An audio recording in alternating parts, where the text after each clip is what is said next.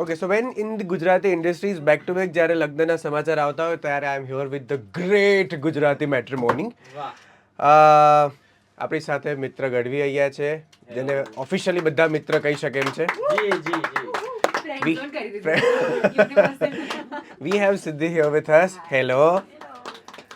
Then we have Janvi here with us. And we have our own Tatsat also. બોમાચી.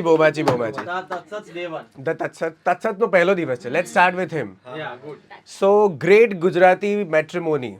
How what happened? How you have chosen that कि ना चलो હવે આ arrange marriage વાળા scene માં જઈએ. એટલે આ જ્યારે ઘટના મારી પાસે એમાં તો થેન્ક્સ ટુ મિત્ર કારણ કે because he was on board already અને Okay. He red the script he suggested my name કે આમાં તમે તત્સદને વિચારી શકો છો અને દેન પ્રીત ભાઈ કોલ્ડ મી અને મારું કરવા પાછળનું રીઝન પ્રીત ધ ડિરેક્ટર એ જ હતા કે I am a huge fan of vanilla ice cream ને એમનું કામ મને બહુ જ ગમ્યું હતું so I was very eagerly waiting to work with him અને that happened so I think મિત્ર થેન્ક્સ ફોર બીંગ અરે thank you ભાઈ, thank you for being the best.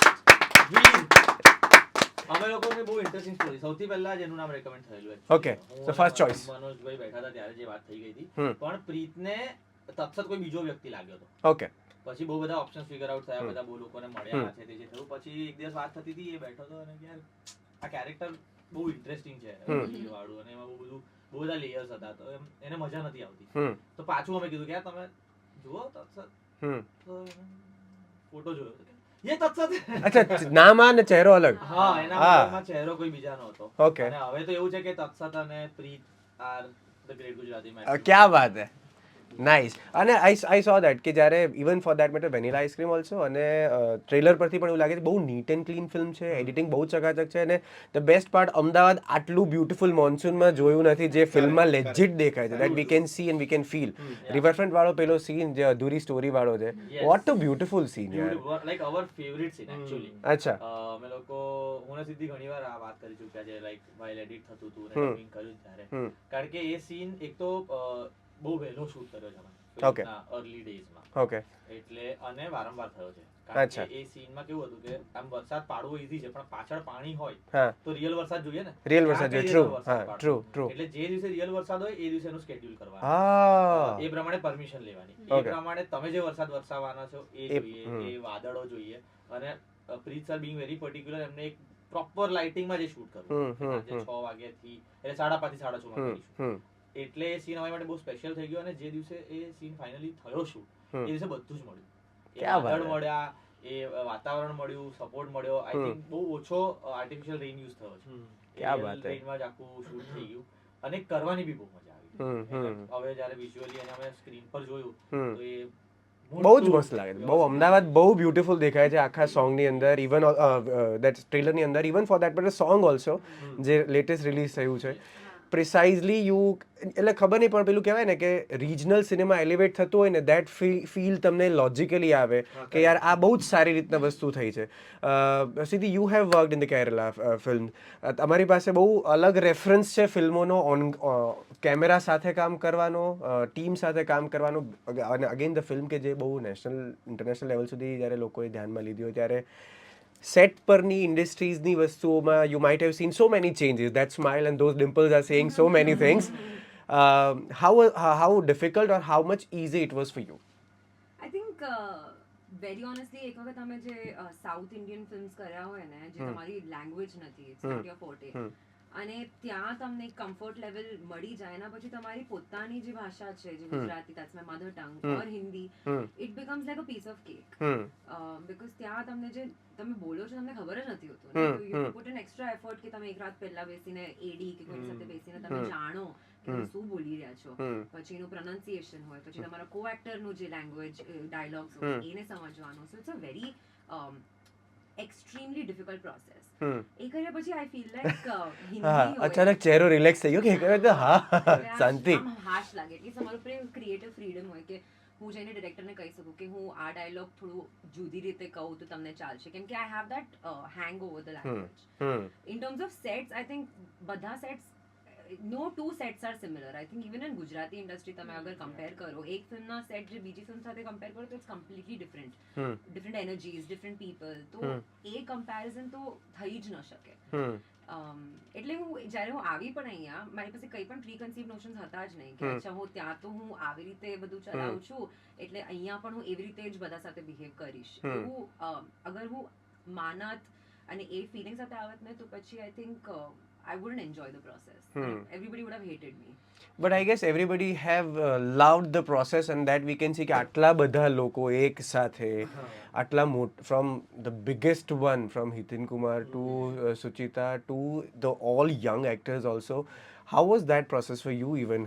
How you managed everything?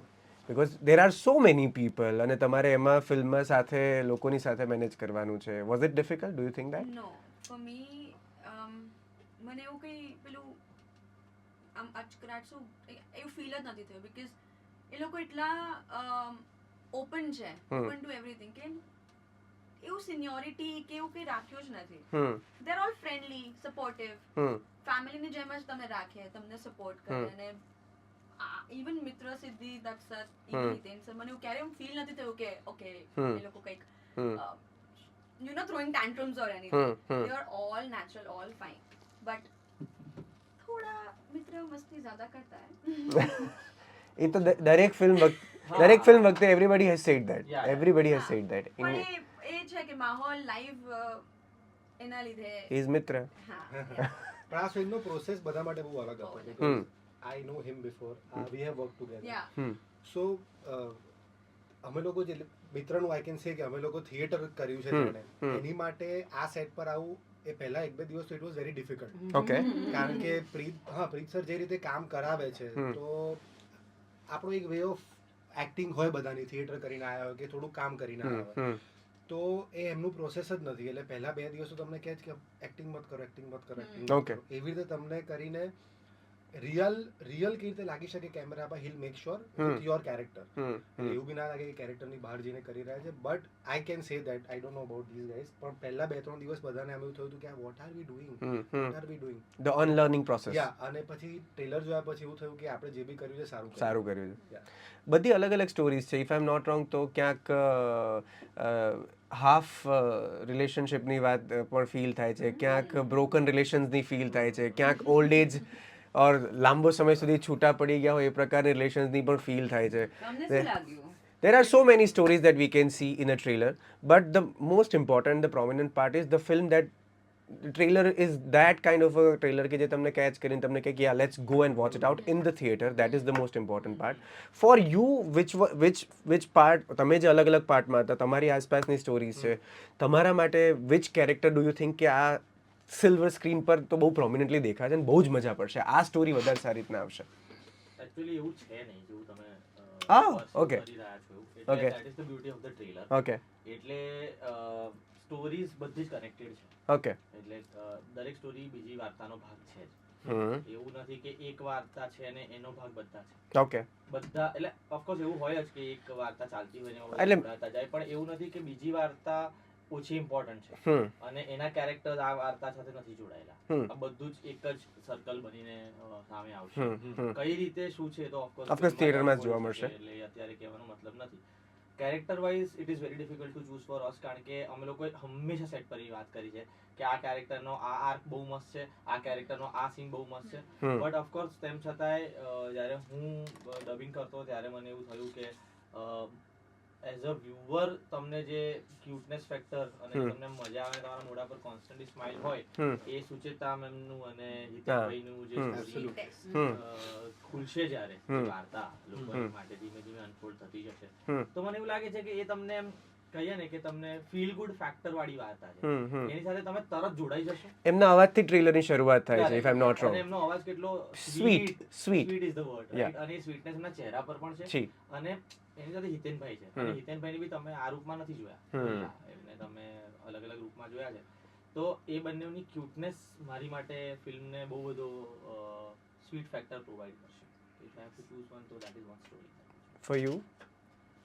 Oh God, very difficult. I think, like he said, personally અગર હું કહું તો મને પણ જે હિતેન સરનું કેરેક્ટર છે અને હમ. સુચિતા મેમનું કેરેક્ટર છે એમની સાથે ઓવર જે જેન્યુઅન ઓનેસ્ટ લવ એમની તરફ આવી ગયું હતું કે વાવ આઈ વિશ કે હમ.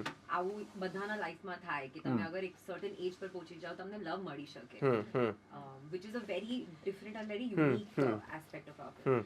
In terms of my character also ઇતિશ્રી છે ને જે પોતાનું માઇન્ડ અને હાર્ટની વચ્ચે જે કન્ફ્યુઝન બધાના લાઈફમાં હોય જ કે તમે શું ચૂઝ કરો. તમારું માઇન્ડ તમને કોઈ એક પ્રેક્ટિકલ તરીકો આપતો હોય અને તમારું હાર્ટ તમને એક ઇમોશનલ સજેસ્ટ કરતું હોય વે. તો એના વચ્ચે જે કોન્સિક્વન્સીસ છે અને એ તમે કેવી રીતે તમે ચોઇસીસ કરો લાઈફની એ જે છે તમારા બધા જ એસ્પેક્ટમાં યુઝ થાય છે. Not just in relationship, job કરવું હોય કે તમને સિટી છોડીને અબ્રોડ જવું હોય, your heart is in your home town but your mind is telling કે ગ્રોથ તમને ત્યાં જ થશે. સો એ જે ફેક્ટર છે that also I found very very amusing. So many stories કે જે એક જગ્યા ઉપર એક વાર્તાની સાથે અલાઇન થઈ અને ઇટ વિલ બી ધેર ત્યાં તો એક વાર્તામાંથી નીકળતી અલગ અલગ વાર્તાઓ. બ્યુટિફુલ. તો ફાઇનલી છોકરીઓ પટાવતા શીખ્યા કે શીખવાડ્યું? Vote happened? પટાવવાનો શબ્દ થોડો વિયર્ડ છે આ ફિલ્મ માટે, કારણ કે આ ફિલ્મની વાઇબ એ નથી. આ જેનઝી જનરેશનની વાત નથી કરતી આ ફિલ્મ, ટુ બી વેરી ઓનેસ્ટ. આ થોડા મચ્યોર વર્ગની વાત કરી, કારણ કે મેટ્રીમનીની વાત છે. અને બીજું એ છે કે અત્યારે જે લોકો મેટ્રીમનીમાં જતા હશે આજના ગાળામાં, એ લોકો કદાચ મિલેનિયલ હોવા જોઈએ પ્રમાણે. નવું વર્ડ ને ગાળા. તો એ મિલેનિયલ્સ હશે, ક્યાં તો અર્લી જેન્ઝી હશે. એટલે કલ્ચરલ રેફરન્સ બી થોડા જૂના છે, આપણા છે. Yes yes yes. એટલે જે રોમેન્ટિક ફિલ્મ્સ જોઈને આપણી જનરેશન મોટી થઈ છે, યસ, એ લોકો માટે કદાચ એક એવી રોમેન્ટિક ફિલ્મ આવશે કે જે, ફોર એક્ઝામ્પલ યાર આપણે વીર ઝારા જોઈ છે, આપણે કલ હોનાઓ જોઈ છે, આપણે RSTDM જોઈ છે. એમાં જે વાઇબ આપણે લઈને મોટા થયા છે ને રોમાન્સની, એ વાઇબ નવા જમાના સાથે પેક્ટ થઈને આ ફિલ્મમાં આવશે. ક્યા વાત હે, બ્યુટીફુલ. પટાવા વાળી વાત નથી આમાં, આમાં કદાચ પટવા વાળી વાઇબ છે કે તમે કોઈની માટે માની જાઓ. Old school love is there. Yeah, Old school love is definitely there. It's only old school love. એટલે that we can see નાની વસ્તુઓમાં, from the ચંપાનું flower to rain to છત્રીના અડધા પલળેલા ખભા. What one-liners they have written. Beautiful one-liners. Of course, credit must go to them also. આ ગુજરાતી મેટ્રિમોનીની વાત છે અને you have been through this hall આખો journey. તમારા મતે ઇફ જો ગુજરાતી મેટ્રિમોનીમાં હવે તમને ચાન્સ મળે કે આ વસ્તુ પણ ભાઈ એના આઈટીવાળા ત્યાંમાં એડ કરે, તમારા મતે તમને શું લાગે જ્યારે પ્રોફાઇલ બનતો હોય ત્યારે ગુજરાતી લોકોએ આટલી વસ્તુઓ પણ એડ કરવી જોઈએ in their biography? What do you think what it should be? તમે આટલા ગુજરાતી સ્ટોરીઝ, આપણે we are foodie people right, એટલે મારી દ્રષ્ટિએ સૌથી પહેલા કે ફૂડ પ્રેફરન્સીસ, પ્રાયોરિટીઝ અલગ છે આની again. Food like most priority. Like what kind of description should be there એટલે ઇન? પછી ધારો કે હું તો મને પંજાબી ગુજરાતી ઘરનું ખાવાનું તો જોઈએ જ. અને જો હું મારો બાયોડેટા મૂકતો તો હું દાળ ભાત શાક રોટલી જોઈશે આપણને, અને કોઈ મને એવું સામે મળે જો એવું હોય પાસ્તા પિઝા ઇટાલિયન રોજ ખાવા જોઈતું હોય, મને રોજ પંજાબી ગુજરાતી થાળી જોઈતી હોય, તો અમારે નહીં મેચ, લેફ્ટ સ્વાઇપ કરવું પડશે. ફોર યુ સિદ્ધિ? For me, I think entertaining હોવું જોઈએ યાર. કોઈ બોરિંગ માણસ હોય તો at least A, which is a very not stereotypical. પણ હવે એ તો કેવી રીતના લખાય કે હું એન્ટરટેનિંગ છું? તમારો લાઈફ પાર્ટનર ચૂઝ કરો છો boring તો છું એવું મેરે કો તો મેં entertaining लगता ही हूँ. entertaining person only then swipe right. Swipe right. Okay, for you? હું જોઈશ કે એની મૂવી અને મ્યુઝિક ચોઇસીસ શું છે. પણ એ તો મળ્યા પછી જ ખબર પડે ને, થોડું લખશે અંદર. એક બે વસ્તુ અગર જો લખી હોય કે need to have good movie choices. હા, like good movies as in? Like બધાના ફ્લેવર્સ અલગ હોય આની ને તારી ગમતી movie ના. મૂવીઝ કે એટલે એને ખબર પડે કે you are right match or not એવું. ના ના, આઈ એમ મેરિડ, હેપીલી અરે મેરિડ. એવી રીતે નહીં. Example, આવી રીતે. Example એવું. ધીસ ઓલ ઓલ્ડ સ્કૂલ વાળી, જેમ કે રહેના હે તેરે દિલ મેં છે, કે પછી વીર ઝારા છે, કે યે જવાની હે દીવાની હે. Yeah, so if I get the same match, So would you swipe right on these films? yes. Okay, હા, પરફેક્ટ. That's it. એટલે એવું પ્રોફાઇલમાં એડ પેલું ક્લેરિટી વાળું કરી દેવું જોઈએ કે આટલી વસ્તુ ગમે છે ને આટલી નથી ગમતી, ફોર એક્ઝામ્પલ. Complicated. હા, એટલે બહુ ક્લેરિટી આવી જાય પહેલા કે રાઈટ કરવું છે કે લેફ્ટ સ્વાઇપ કરવું છે, કે ભાઈ આટલી વસ્તુ આને નથી ગમતી જે મને કદાચ ગમે છે, તો પછી આમાં પડવાનો કોઈ મતલબ નથી. એક્ઝામ્પલ ઇફ ઇટ્સ તત્સત નો જ આખો પ્રોફાઇલ છે તો એમાં કઈ વસ્તુઓ you might have for example જો એવું હોય કે ભાઈ આટલી વસ્તુ નથી ગમતી તો એવું થાય કે બહુ સોશિયલાઇઝ કરવું નથી ગમતું બહુ 12 વાગે ઊંઘવું ગમે છે. હા વહેલા સૂવું ગમે વહેલા સૂવું ગમે છે. ચાલુ વાતે જતું સ્પોર્ટ રહેવું. હા ચાલુ નથી રાત પડી જાય તો. એટલે આવી બધી ક્લેરિટી પહેલા આવી જાય ને કે સ્પોર્ટ્સ એક્ટિવિટી ગમે છે. જો એવું હોય કે ના મેચ ચાલતી હોય તો પછી મેચ ને બહુવાચી બ્રાન્ડ ગમે છે. બહુ પ્રમોટ થઈ ગયું. તો બેસિકલી મેચ ચાલતી હોય ને એવું કહે કે ના આપણે બહાર જમવા ધોની તો ગમાડવો જ પડશે હા ભાઈ, એટલે એવું બાકી નહીં. clarity આવી જાય ગમાડવું પછી- પડશે એવું નથી. એટલે ગમાડવું પડશે એવું નહીં મને but ગમાડવા દેજો. ના. હા એટલે that is there ધોની વિશે કઈ સાંભળી નહીં લઉં. હા એટલે પહેલેથી ખબર હોય ઓકે. ધ ગ્રેટ ગુજરાતી મેટ્રિમોની, જે રિલેશનશિપમાં શું હોવું જોઈએ, શું વસ્તુ હોઈ શકે, શું વસ્તુ રિલેશનશિપને સારી બનાવી શકે, એમાં શું એડ ઓન થઈ શકે, એ આ લોકો આપણા માટે લઈને આવી રહ્યા છે ઓન 22 નવેમ્બર. મેક શ્યોર કે તમારા નિયરેસ્ટ થિયેટરમાં જાઓ અને ખૂબ નાચો, ગીત ઉપર માથે લઈ લઈને, માથે ચડાઈને લોકો સાથે નાચો, એન્જોય કરો, રીલ્સ બનાવો એન્ડ મેક શ્યોર કે રિલેશનશિપમાં પણ આ પ્રકારે જ નાચવાનું થાય. Thank you so much guys four being thank you so much Hardik. Thank you. મજા પડી. હેડ અ ગ્રેટ ટાઈમ. ધન્યવાદ. Thank you.